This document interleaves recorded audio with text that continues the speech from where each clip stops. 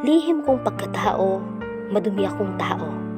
Sinusundan ako ng konsensya kahit saan ako magtago. Makasalanan ako, yun ang tingin ng ibang tao. Kaya kahit gustuhin kong magbago, hindi ko makamit ang tunay na pagbabago. Sa kahirapan ng buhay, nalinlang ako ng kasalanan. Lumaking di natapos pag-aaral at madalas palaban sa magulang. Patigas ang ulo kaya pinalayas ng bahay, kaya natuto akong matulog at mabuhay sa lansangan. Sinimulan kong magnakaw sa mga tindahan at mga taong dumadaan, pambili ng pagkain upang mapatahan sikmurang kumakalam. Sa tuwing may mga taong tambay, nakikipag-away ako. Sa kanila ko ibinubuhos lahat ng galit ko sa mundo. Walang pakialam kung masugatan ako dahil sa mga oras na ito di ko na alam ang mali sa wasto. Sa sobrang pagkahibang ko, pati bisyo pinasok ko. Alak, droga at sigarilyo, pinaghagaan nito pakiramdam ko. Na hindi ko inisip, tinatangay na pala ako ng makasalanang mundo. Ako'y gumising isang araw na takot ang aking naramdaman.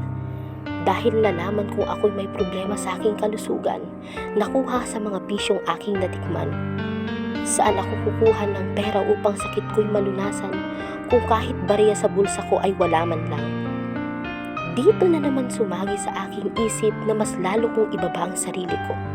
Sa desisyong ibenta ang katawan ko, dungisan ang pagkatao ko para lang sa salaping hinahangad ko. Ano bang aking pangarap? Na sa tuwing ako'y tatanaw sa alapaap, nabubura agad. Nais kong magbago, ngunit sa tuwing susubukan ko'y natutokso ako. Na imbis tulungan ko sarili ko, mas lalo ko pang itinutulak sa bangin. Ito palang ibig sabihin ng isang taong kumakapit sa patalim, sa dulo'y matatagpuan mo siyang nag-iisa sa dilim. Wasak ang buhay ko, pati pamilya ko. Masama akong tao, madumi ako. Paano ako magbabago kung makasalanan akong tao? Sino ang tatakbuhan ko? Hanggang sa isang tao ang nakabangga ko sa kanto.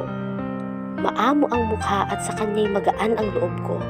At di ko namamalayan na nasasambit ko na para sa kanya ang mga karanasan ko.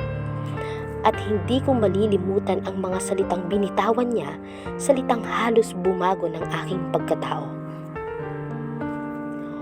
Huwag kang matakot magbago at huwag kang manghinayang na iwanan ang iyong mga kamalian. Ang Diyos ay naghihintay sa iyo dahil siya lang ang may kakayahan na baguhin ang buhay mo. Huwag kang mahiyang manalangin dahil lang sa naisip mong madumi ka. Tandaan mong hindi ka mananalangin dahil lang sa kung sino ka. Mananalangin ka dahil tapat, banal at makapangyarihan siya.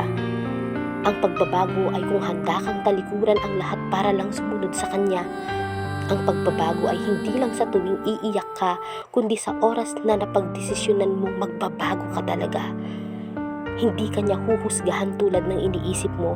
Hinihintay Kanya na isuko mo sa Kanya ang buhay mo. Ang tanong, handa ka bang magbago? Kung oo'y sundin mo siya at talikuran mo lahat ng maling ginawa mo.